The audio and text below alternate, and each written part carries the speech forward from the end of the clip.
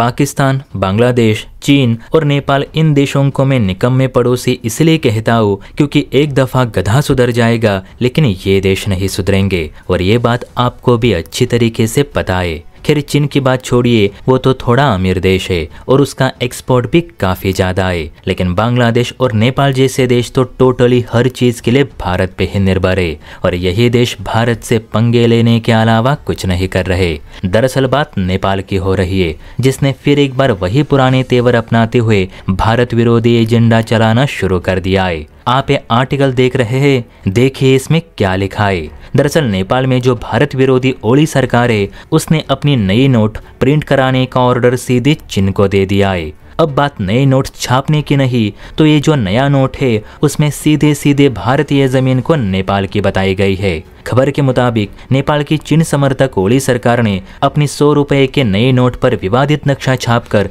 एक नए विवाद को जन्म दे दिया है, क्योंकि इसमें भारतीय क्षेत्र जैसे कि लिपुलेख, लिम्पियाधुरा और काला पानी को सीधे सीधे नेपाल के अधिकार क्षेत्र में दिखाए गए हैं। अब आप सभी जानते हैं कि काला पानी और लिपुलेख को लेकर भारत नेपाल के बीच कितनी तनातनी हो चुकी है, बल्कि बीते वक्त में भारत को इस इलाके को लेकर इंडियन आर्मी का तक इस्तेमाल करना पड़ा था। लेकिन अब की बार जो ये नोट विवाद खड़ा हुआ है, इसका सीधा असर नेपाल के व्यापारियों और वहां के लोगों को ही परेशान कर रहा है। देखिए न्यूज में बताया जा रहा है कि भारतीय व्यापारी नेपाल का ये नया नोट लेने से इनकार कर रहे। कहते हैं कि भारत नेपाल सीमांत क्षेत्र के व्यापारी नेपाल से आने वाले ग्राहकों से नेपाली मुद्रा का भी स्वीकार करते हैं। जानकारी के अनुसार नेपाल से रोजाना हजारों लोग राशन पानी, दवा, कपड़ा, मसाले और अन्य सामग्री लेने भारत आते हैं, क्योंकि भारत में नेपाल की तुलना में वस्तुएं काफ़ी सस्ती है। लेकिन इस बार इस नई करेंसी को लेकर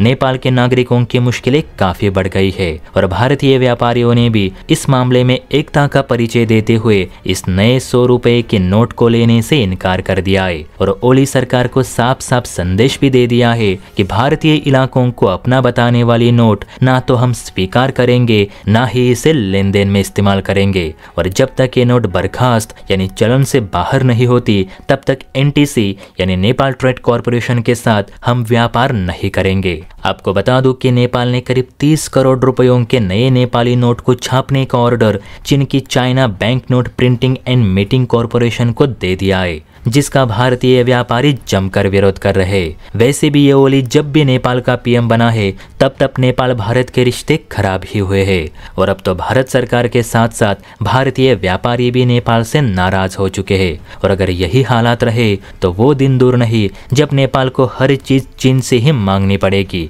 वो भी 2 गुनी कीमत देकर, क्योंकि भारत हर चीज नेपाल को सस्ती दे रहा है, और जो चीज मुफ्त में मिलती है उसकी कदर नहीं होती, जैसे कि आजकल भारत के पड़ोसी देशों को नहीं। जय हिंद।